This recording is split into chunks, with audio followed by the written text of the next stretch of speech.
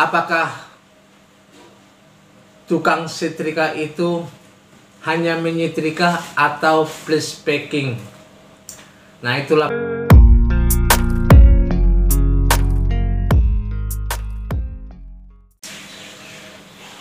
Beberapa waktu yang lalu ada salah satu subscriber saya bertanya, yaitu tentang masalah proses cara pengerjaan jasa setrika. Nah, apakah tukang setrika itu hanya menyetrika atau plus packing? Nah, itulah pertanyaannya sobat.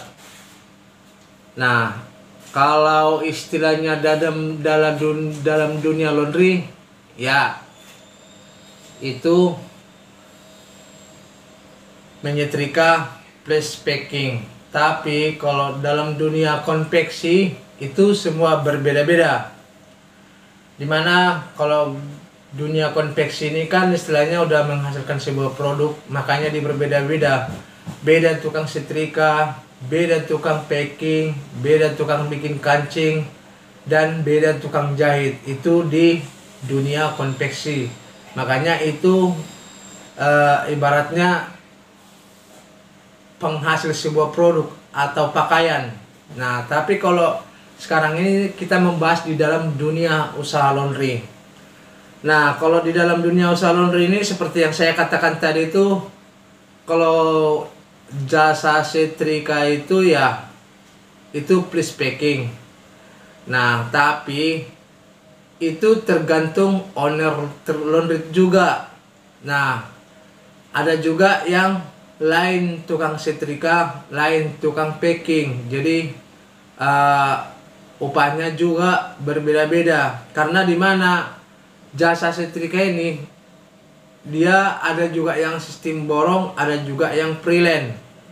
Nah, jadi kalau pada umumnya yang sering saya lihat yaitu di mana jasa tukang setrika ini dia menyetrika plus packing. Nah, saya tidak tahu ya kalau di daerah yang lain, tapi kalau di daerah lokasi saya, di mana para pengusaha laundry yang ada di sekitar saya itu menyetrika plus packing. Nah, baik itu walaupun dia dapat orderan dari pihak hotel atau dari pondok pesantren, nah itu tukang setrikanya semua plus packing. Nah, cara pengupahannya bagaimana? Nah, itu tergantung ownernya juga. Ada juga yang sistem harian dia, ada juga yang sistem bolongan, ada juga yang sistem kiloan. Nah, itu tergantung kita. Kalau kiloan dia berapa ribu dia per kilo untuk si tukang setrika. Contoh, jika 6.000 dia per kilo, contoh ya, 6.000 per kilo, berarti 1.000 rupiah per kilo untuk si tukang setrika. Tapi rata-rata sih ada kalau menurut saya sih lebih baik freelance. Nah, kalau freelance itu kan kerjanya enak juga, jadi dia juga bisa ngerjain yang lain. Karena tukang setrika ini kebanyakan kadang bertingkah ya. Dibilang menyetrika, dia hanya menerima setrika saja, tidak mau mengerjakan yang lain. Salah satu contohnya packing. Nah, karena kalau menurut saya sendiri sih yang sering saya lihat juga itu satu paket, itu setrika dan packing. Nah, nggak ada pernah terpisah, itu satu paket. Nah, makanya dibilang tadi dia kerjanya sistem freelance.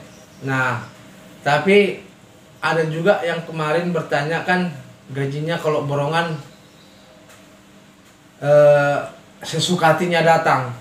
Nah, yang namanya borongan ya memang harus kayak gitu, sesuka hatinya datang karena dia mengejar waktu. Nah, tapi kalau menurut saya, ini juga udah pernah saya bilang, kalau menurut saya lebih baik freelance.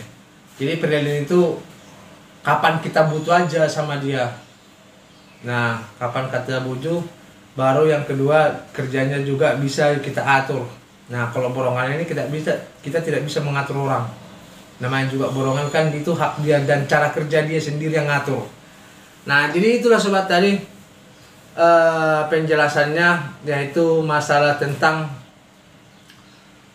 apakah jasa setrika itu plus packing. Ya benar, itu plus packing. Nah kalau di tempat saya benar, tapi kalau di tempat yang lain saya tidak tahu. Nah dan itu semua tergantung owner ya, jangan lupa tergantung owner, tergantung kita. Mau dia istilahnya hanya setrika saja, beda lagi kita bikin tukang packingnya, terserah. Nah itu semua tergantung si pemilik usaha. Oke sobat, kira-kira seperti itulah penjelasan saya kali ini. Jangan lupa subscribe, ketik tanda lonceng supaya tidak ketinggalan video-video saya berikutnya. Terima kasih dan sampai jumpa.